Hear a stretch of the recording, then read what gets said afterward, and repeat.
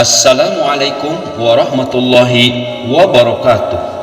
Pamirsa alam petani nu dirahmat ku Allah, dina video ieu sanes bae nyarioskeun bab pertanian atanapi perkebunan, tapi urang nyarioskeun tentang urang ibadah ka Allah Subhanahu wa taala. Mudah-mudahan video ieu berinspirasi sareng motivasi kangge ningkatkeun ibadah ka Allah, ibadah ka pangeran anu murbang alam nyaeta Allah Subhanahu wa taala. Sareng mudah-mudahan ka anu ningal sareng ngadangukeun kana video ieu digampangkeun urusan dunyana sareng akhirat, sareng diseueurkeun rezekina, disehatkeun sareng ditangtayungan ku Allah Subhanahu wa taala. Amin amin ya Allah ya rabbal alamin.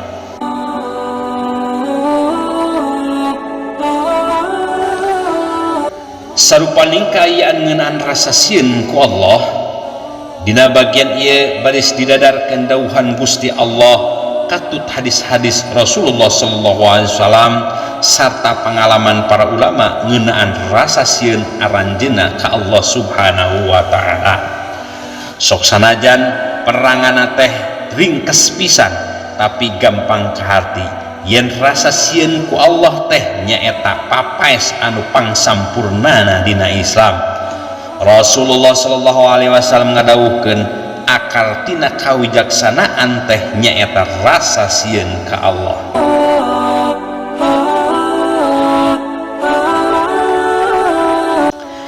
Ibnu Umar radhiyallahu anhu sering nangis kulantaran sieun ka Allah Subhanahu wa taala. Ku seringna nangis nepi ka panonna teh lolong. Nah hiji bangsa anjeunna ningali aya hiji jalmi anu neuteup bangun heran ka anjeunna.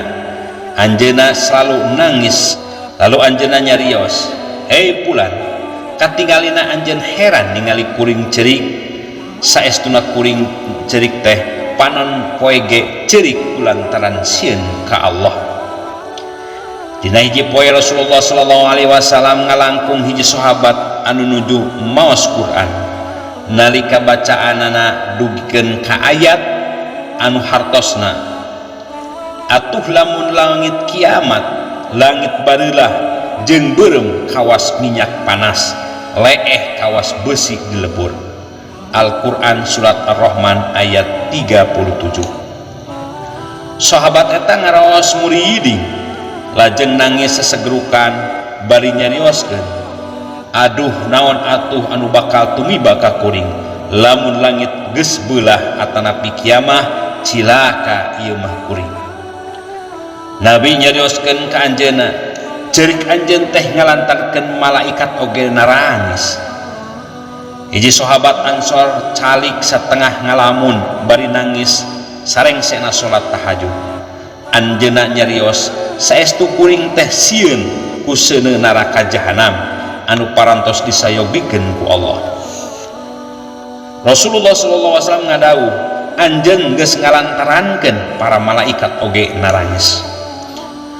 Abdullah bin Rawahan radhiyallahu anhu dina hiji poe nangis bari sedih ningali kaayaan kitu. Istrina oge nangis, anjeunna tumaros ka istrina, "Nah anjeun becerik?" Istrina ngawalar, "Naon anu ngalantarankeun anjeun nangis? Eta oge ngalantarankeun abdi cerik."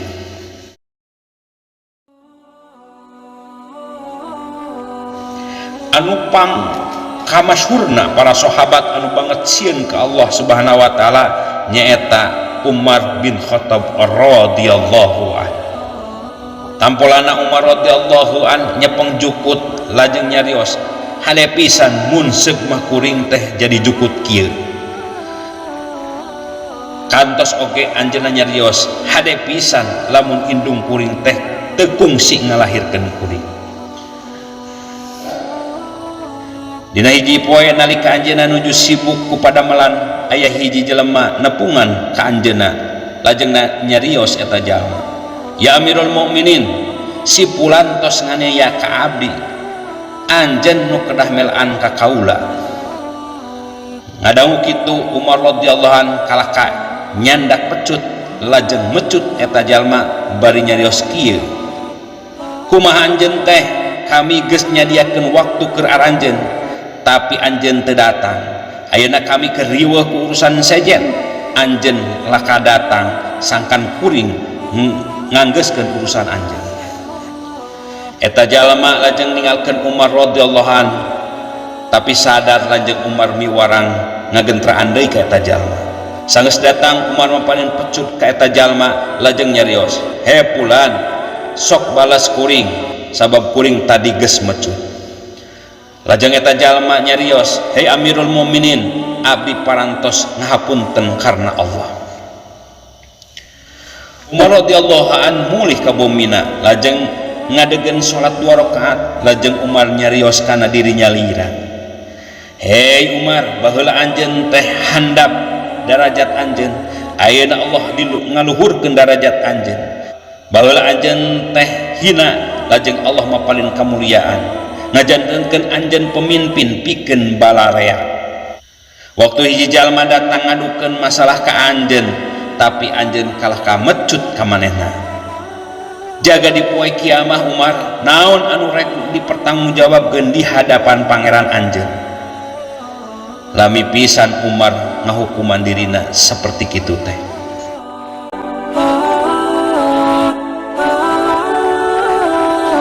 Bujangna anu ngaranna Aslam radhiyallahu an ngadongengkeun kuring kungsi maturan Umar radhiyallahu an angkat ka daya Hiroh.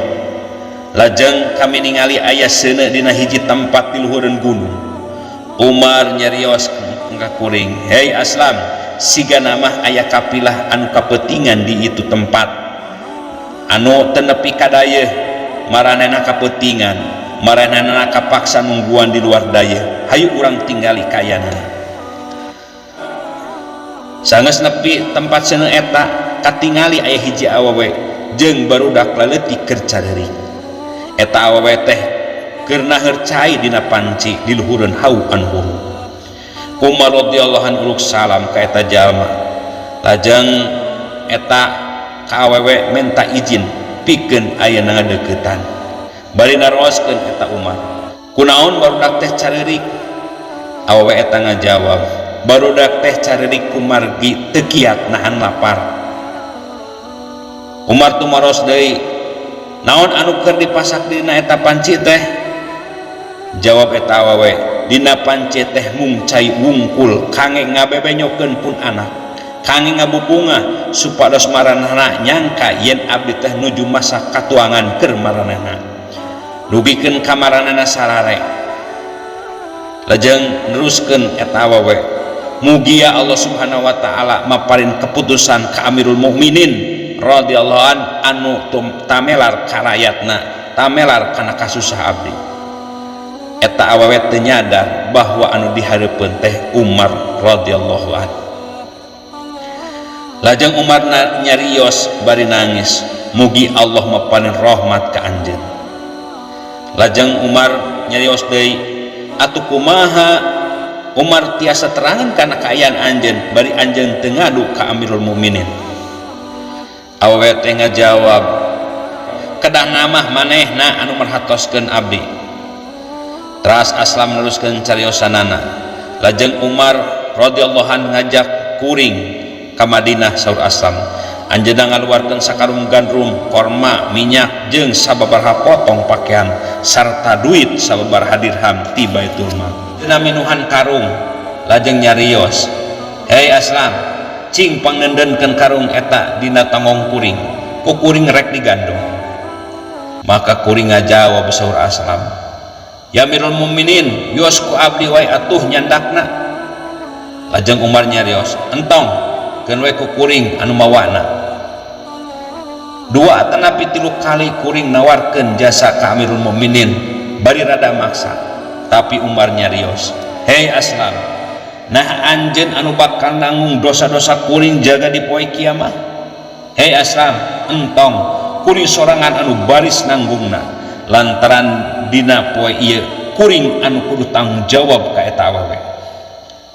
Nya kapaksa atuh kuring teh neundeun eta karung dina pungkurna. Lajeng bari rusuhan anjeunna nyandak eta karung ka kemah tadi.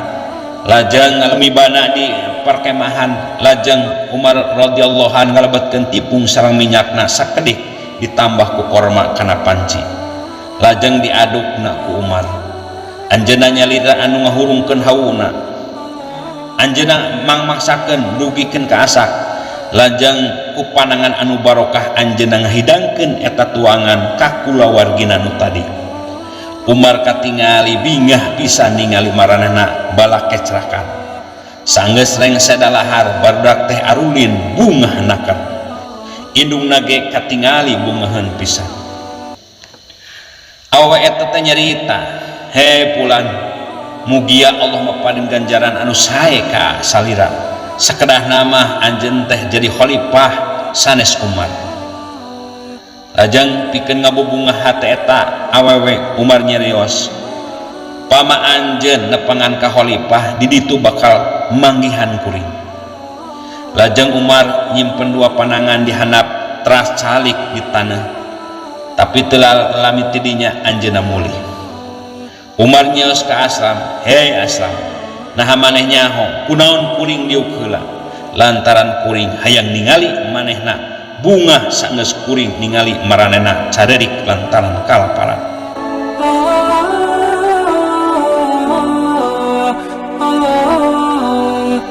Pamirsa alam petani nu dirahmat ku Allah Subhanahu wa taala. Dina hiji riwayat dina salat subuh Umar radhiyallahu an pawasna maos ayat-ayat Al-Qur'an anu panjang. Kalamangsa mau surat Al-Kahfi, surat Toha, atanapi surat anu liana. Anjeunna maos Al-Qur'an teh bari nangis sesegrukan nepi ka suwantenna. Nangisna ka kuping ku para sahabat anu disapna di tukang.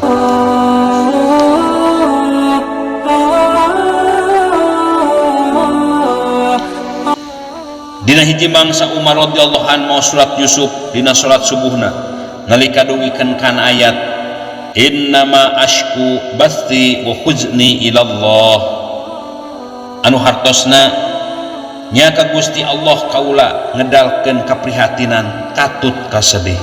Al-Qur'an surat Yusuf ayat 86. Anjeunna nangis sesegrukan nepi ka suwantenna teh meh teu ka kuping deui ku makmumna. Kitu oge dina salat tahajudna kalamangsa anjeunna maos ayat-ayat Al-Qur'an bari nangis dugikeun ka teu damang anjeunna.